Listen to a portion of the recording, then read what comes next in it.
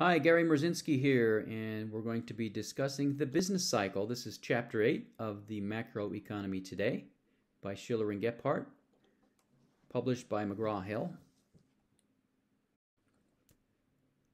Let's start by talking about the Great Depression. In the U.S. economy, this was the most severe business cycle that we've experienced so far. And this began in 1929 and really continued the recovery throughout the 30s, but it was really bad 1929 through 1933. These were the large decreases in economic activity, and I'll show you some data in a minute. But it really changed the way economists thought about business cycles. To this point, economists recognize that economies go through business cycles. Business cycles, in brief, are regular expansions and contractions of economic activity. Increases in GDP for a few years and then decreases in GDP for a few years. Hopefully not large increases or decreases. And that's a business cycle. And it was believed that our economic system is a self-adjusting system, and so these business cycles are inevitable, but they won't be a big problem until this happened. So this kind of changed the way economists were thinking once this severe depression happened. A depression is a severe recession. A business cycle is alternating periods of economic growth and contraction. So expansion in GDP and contraction in GDP. So this is, if we weren't measuring GDP, we would not know about this, right? As we discussed in Chapter 5, this is the reason we measure GDP. We measure it every month, and then every 3 months we have quarterly GDP numbers, and those are really important because we want to see what's happening quarter to quarter, not just year to year. So again, the economy goes through these cycles. So we'll talk about the questions: how stable is a market-driven economy? We have a market-driven economy, market system economy. What causes the instability, and then what can the government do to help the economy when it's experiencing these cycles? Until the Great Depression, the conventional wisdom among economists was, again, this is a market system economy, and yes, there will be business cycles. This is just the system regulating itself and making needed adjustments due to changes in markets. And so if the government just has a hands-off policy, a laissez-faire policy, the system will perform the best. At the start of the Great Depression, the economists that were advising our president, President Herbert Hoover, were classical economists. These are economists that were taking Adam Smith literally. Adam Smith said the government should not intervene. The market system economy, the government maybe plays a role, but should not be producing goods and services, should not be intervening, should not be trying to set prices, should not be telling producers what to produce. The system will be flexible because of the price system. Whenever there's a surplus or a shortage in a product market, the price will adjust to get rid of the shortage or surplus, and the same thing happens in resource markets. Wages will adjust if there are too many workers or not enough workers in any given labor market. The system is supposed to be self-regulating, and this is what they believed. They were advising our President Hoover to not intervene. The system will fix itself eventually. So now it's 1930, 1931, 1932. The unemployment rate reaches 25%. People are losing all of their wealth. The stock market is collapsing. Banks are going bankrupt. And they're still telling our president to not get involved and to not intervene. This is a self-regulating system. Adam Smith told us so. These were the classical economists. This is classical economic theory. Our hero, John Maynard Keynes, is about to ride in on his white horse, but before that happens, Say's law, so this is sort of the basis for Keynes's way of thinking. Say's law, supply creates its own demand. This was Jean-Baptiste Say, an economist from the 1800s. What he meant was, if you pay people to produce products, then they will have incomes to buy those products. Supply will create its own demand.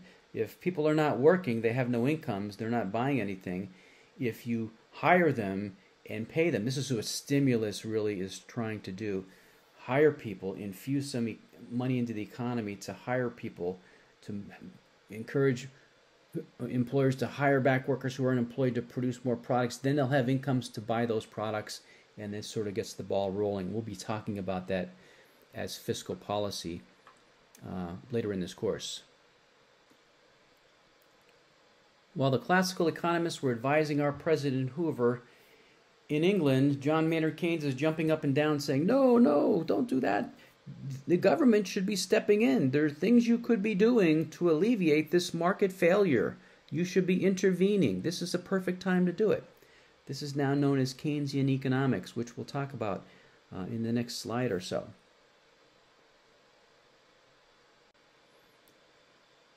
So what is it the government can do to intervene when there's market failure?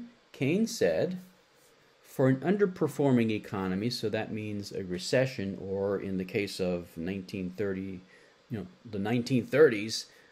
depression, that's a severe recession, the government can buy more output. This is government spending. The government can hire more people. Again, this gives them incomes. The government can provide more income transfers. So we saw this during the pandemic, didn't we? Stimulus payments. Make more money available. Now that's monetary policy, which that's the very last topic of discussion in this course we'll get to later. But these are things the government can be doing to, now we use the term stimulus, to stimulate the economy. The government doesn't have to fix the whole recession. They just need to spend a little bit, and then that gets the ball rolling. We're going to learn exactly how that all works in the next couple chapters. That is stimulus. That is when there is a recession or, God forbid, a depression. We hope that that doesn't happen again in our economy. We think we have controls in place. So this is sort of smoothing out the big dips in the business cycle that occur over time. Now, there are times when you have an overheated economy. That means you're producing too much and there's too much demand for goods and services. And this is causing high inflation. We'll talk about that too. So what does the government do to intervene? They can do the opposite of stimulus. They can withhold government spending.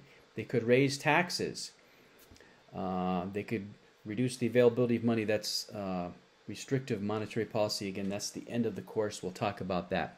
Now, what he recommended was the first three bullets under underperforming economy in the 1930s when we were experiencing our depression, which, by the way, was not happening just in the United States. It was happening in England too. He was advising his own government that these kinds of government interventions would work.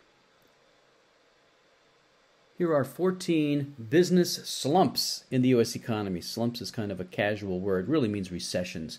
14 recessions. And there's two ways to measure the severity of a recession. The first is, how much did GDP drop from the peak to the trough as a percentage of GDP? The second way to measure the severity of a recession was, how long did it last? Was it quick or was it long and gradual? Well, by both measures, the Great Depression of the 1930s was the worst. And it's sort of broken into two pieces because we had a little bit of growth in the middle of the 30s, but overall it was a huge decline throughout the 30s until our involvement in World War II. So you can see the first part of it was 43 months, almost 4 years. More than a third decline in GDP. Unemployment rate peaked at 24.9%. And then the second part of it, you can see another 9.4% decline. After a little bit of an increase, not much, in 1936, I think 36, 37. And the unemployment rate went back up to 20%. And then you can see the rest of them. And so in terms of duration, numbers of months, you can see they vary from 6 months, half a year to a year and a half. And the depression of 2007 through 2009, we used to call that the Great Depression. I guess or Great Recession. We still do, because it was long, a year and a half. But 4% drop in GDP, that's a lot, 4%. Don't think that that's not a lot. A couple percent means a lot of jobs. The unemployment rate peaked at 10%. And you can see now we have the pandemic recession, which was only 3 months. It was 1/4 of a year because we had a spike in unemployment rate and then a gradual increase over time. So if GDP drops, bottoms out, drops by 32%, and then there's an increase the next month, the recession is over, technically speaking, even though you're in really bad shape. Once you start to grow, really that's called the recovery part of the business cycle, then the recession is considered over. But things are still really bad while the recovery is happening, so that's a little deceiving. But that is impressive in a bad way, a 32% drop really quickly in 3 months in our GDP. So back to the business cycle, here are the 4 stages of the business cycle. First, let's start with the best situation. That's peak. That's where GDP is maximized. Then recession is where GDP is declining. So if it's declining for more than 2 quarters, it's considered a recession. A trough is the bottom of the recession. This is the minimum that GDP reaches after it's been in a recession and right before it starts to increase. Once it starts to increase, this is known as the recovery. And these cycles, you can't really give, a certain number of years. For one complete revolution of the cycle, maybe 7 years, 10 years, something like that, maybe less than that. It depends on the time period and what's happening in the economy.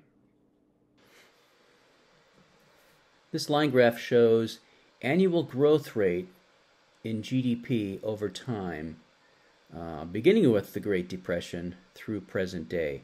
And you can see long-term about 3% increase in GDP 1 year to the next.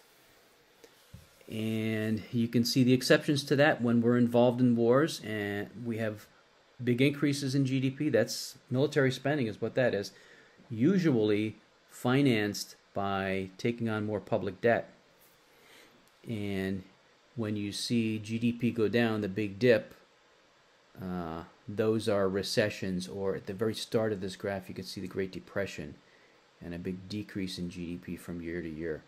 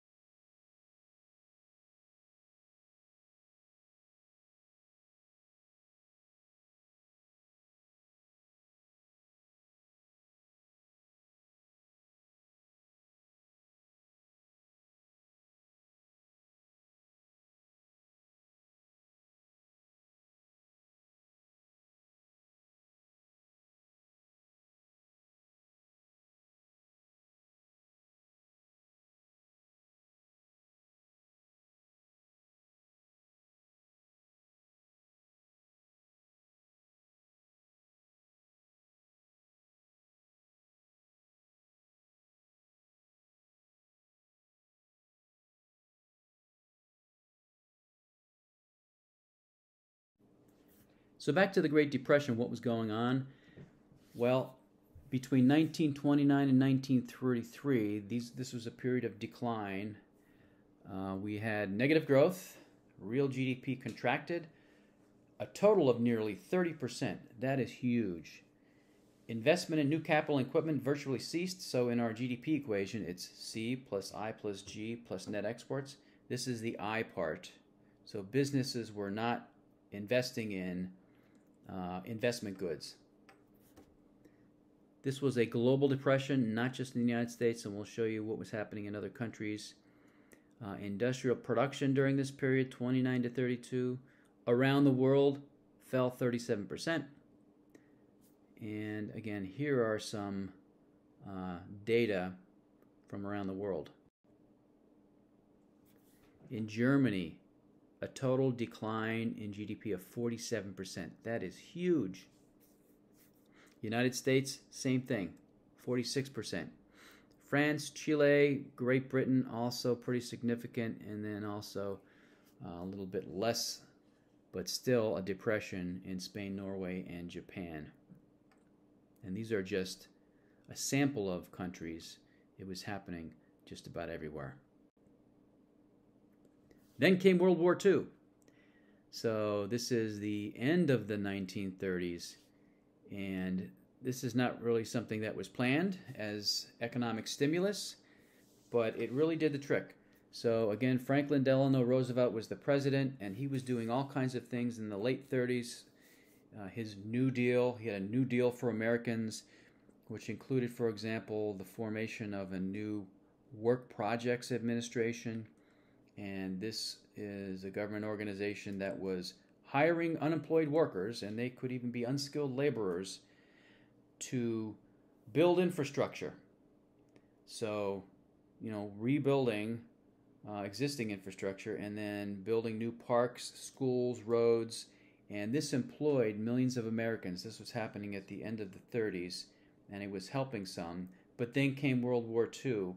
And World War II, we had a lot of men and women who are now employed by the military, and a lot of transition from producing consumer goods to producing military goods.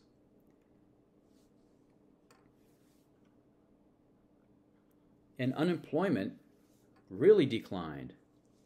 GDP grew by almost 19% in 1942. That is a huge increase in GDP. Now, following World War II, there's a big structural change that has to happen, because remember, when we became involved in World War II, there was a big shift out of producing consumer goods into producing military goods. And by the way, a recruitment of females into the workforce, because there was a shortage of workers now in those other markets. And so now there has to be a structural change after the war back to producing consumer goods. And there were huge shortages of consumer goods during the war. Some staple food items were even rationed. And so there was this pent-up demand for consumer goods. That was a good thing. But there was this adjustment period during which a recession occurred. There have been 12 recessions since then. And we'll show you what happened each of those years.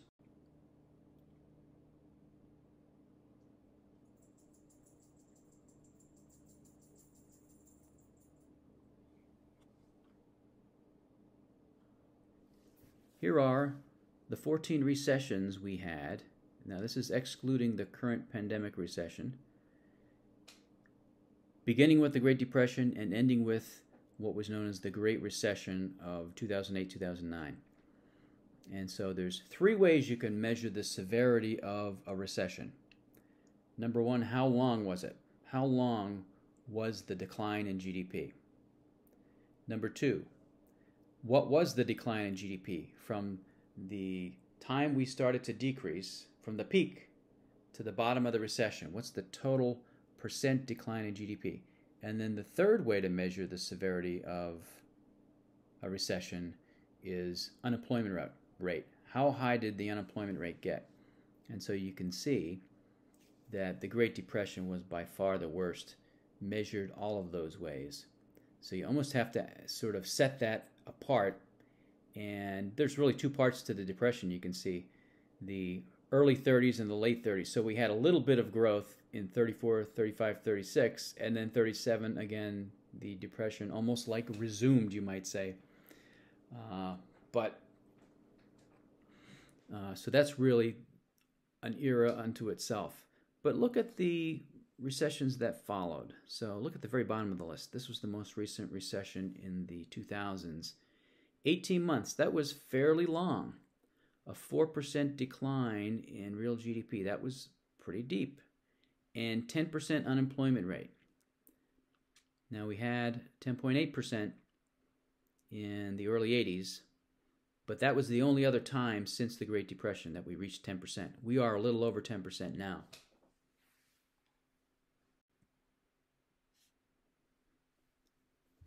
The 1980s and 1990s, this is a recent period, so let's talk about that. The 80s started with 2 recessions. The second was longer than the first. During the second recession, GDP increased, but the growth rate was slow, a growth recession. And so slow that the number of unemployed workers actually rose that year. So that's a reason we would call it a growth recession. Now, once the recession of the early 1980s ended in 1982, the economy grew for another 7 years. And then the 20 years following that, we had a pretty good run as an economy with good growth and really just 1 year where we had negative growth. Then came the Great Recession of 2008 and 2009. And I'll try to give you the short version of what happened. There was so much going on in our economy. Most of it began in the financial services industry, and it happened prior to the 2000s. A period of deregulation in the financial services industry led to mortgage lenders reducing their lending standards, and it just became too easy to borrow money to buy real estate, to get a mortgage approved. Or a better way to put it is, a person that would normally be qualified to borrow $100,000 to buy a house during this period of time might have been approved to borrow $150,000.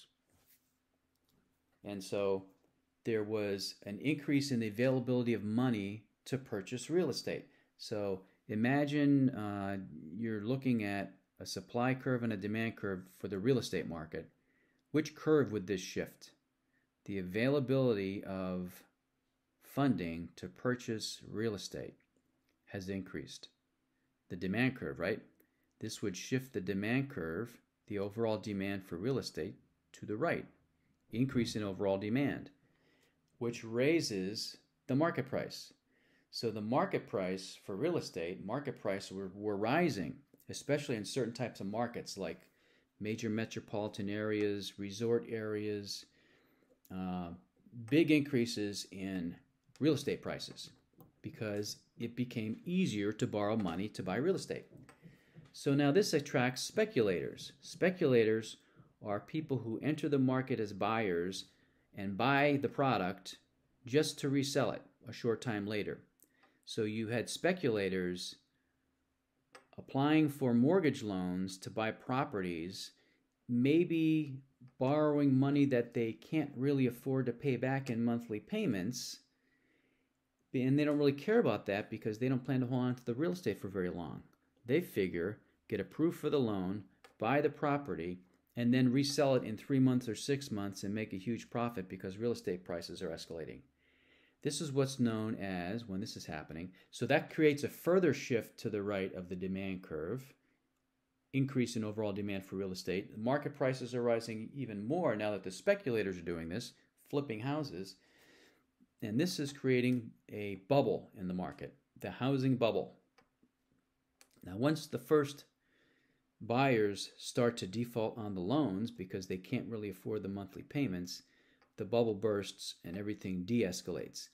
But before we get to that point, let me tell you that this did not only affect the real estate market, because when mortgage companies are making these loans, they then package these mortgage loans into mortgage-backed securities. It's a kind of bond that they sell mostly to institutional investors like pension funds, insurance companies, mutual fund managers are buying these things. So everybody owns some of this in their 401ks or if you own mutual funds. And so normally this would be considered a very stable investment and secure investment because it's backed by collateral, real estate, but they became very risky investments based on, again, the lax lending standards in the mortgage industry. So now the first borrowers start to default on their loans, and banks start to tighten their lending standards a little bit, making it harder to borrow the money. And some of these mortgage-backed securities start to not be repaid. They start to default. And the person that might have borrowed $300,000 to buy a property, and now that real estate prices are falling, it might only be worth $275,000, can't afford to sell the property because they would not have enough money to pay the loan off. I forgot to mention that there were mortgage companies were actually making 0% down loans. Normally, you'd need a minimum of 5% down to buy real estate. You really should try to have 20% down because then you can avoid PMI, private mortgage insurance. But the minimum normally is 5%. They were loaning money with no money down.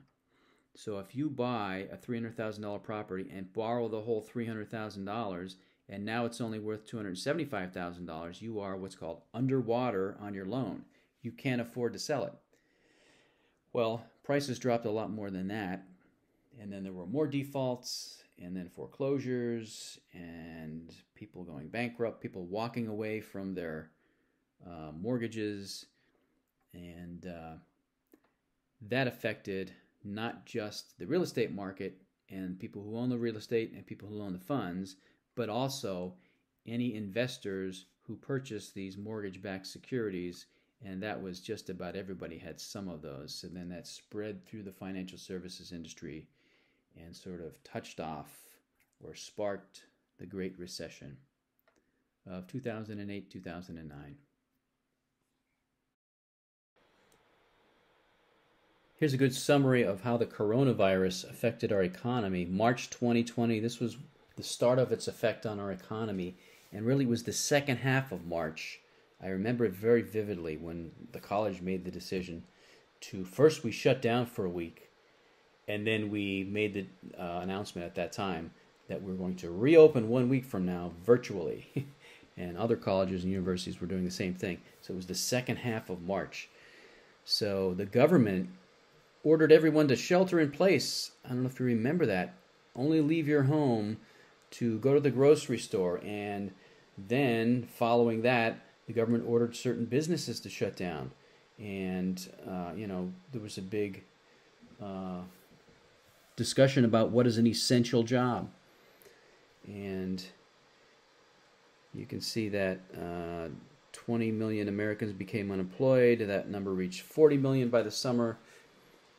Second quarter of 2020, so it would be April through June. GDP dropped 34.8%. That's enormous. Remember I told you that the Great Depression of 2008, 2009, it was a 4% decrease in GDP, and that's bad enough to be a recession, a pretty bad recession. 34.8%. Now that was a big drop, but a quick recovery. There was a quick recovery and then a gradual recovery. So a good amount of that came back quickly, and then the rest of it came back over 2 years. Took 2 years. Unemployment rate peaked at 14.7%, as I mentioned, and this kind of thing had never been seen, certainly in the history of modern economies. In our next video, we're going to develop a model of the macroeconomy. We're going to talk about what's called aggregate supply and aggregate demand. And this will be a model similar to what we did in Chapter 3, except now it's not the supply of a given product and the demand for a given product. It's the supply for all products in our economy and the demand for all products in our economy. And this is a model that we then can use to evaluate the effects of fiscal policy, and monetary policy. So I'll see you in part B.